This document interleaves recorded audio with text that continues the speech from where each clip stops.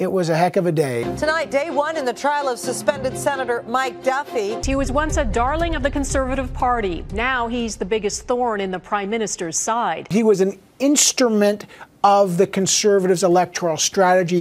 Day two of the Duffy trial underway, and what have we learned? Well, on the first day, both the Crown and the prosecutor put forward their cases. Now, the Crown is trying to show that Mike Duffy is guilty of both fraud and breach of trust. 31 different counts read out before the senator and former broadcaster. Duffy standing before the judge simply saying, "I am not guilty, Your Honor." The prosecutors say that Duffy did everything from set up an elaborate scheme to pass money through a friend to contractors to expensing a trip to see his daughter in British Columbia, expensing a trip to Peterborough, Ontario to buy a puppy.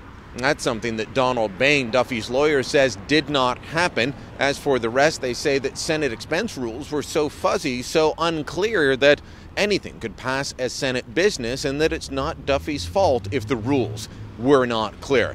Both sides did try and bring the Prime Minister's office into this scenario. The Crown saying that Duffy was ineligible even to be appointed a senator from Prince Edward Island because of his home here. And the defense trying to say that the Prime Minister's office knew that Duffy was entitled to the money and that the entire payback scheme, the $90,000 check involving Nigel Wright, was a fraud. The bigger story may still be behind me there, and that is the media reaction to this. The networks have been going live for 2 days straight on this, and last night both CTV and CBC national newscasts led off. CTV for about 6 minutes off the top, CBC for more than 10. It is one of Parliament Hill's most highly anticipated trials, but it is not just about Duffy, not just about the Senate. It involves you, or more specifically, your money, and how much of it was spent by Duffy, rightly or wrongly, while he sat as a Conservative senator. On top of CBC's massive coverage off the top of what is essentially a 20-minute newscast, they also spent Peter's panel, their at-issue panel, talking about this issue. Actually, it was really, really interesting. The courtroom's quite small, and it was very, very quiet. I think everyone in there, and there were mostly reporters, but there were some members of the public, just hung on every word.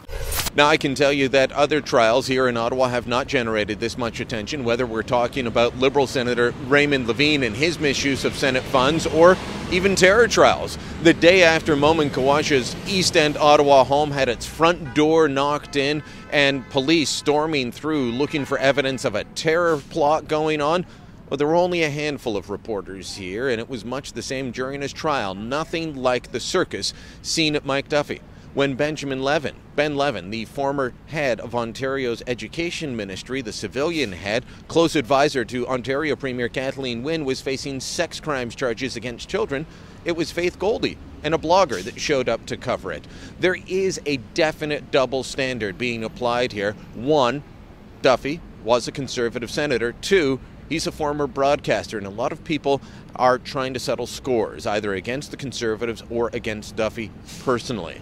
Now, there's no question that a trial like this deserves attention, but is it getting overkill in an attempt to bring down a government? I'd have to say that's part of it, and again, the retribution against Duffy from some people that want to settle old scores.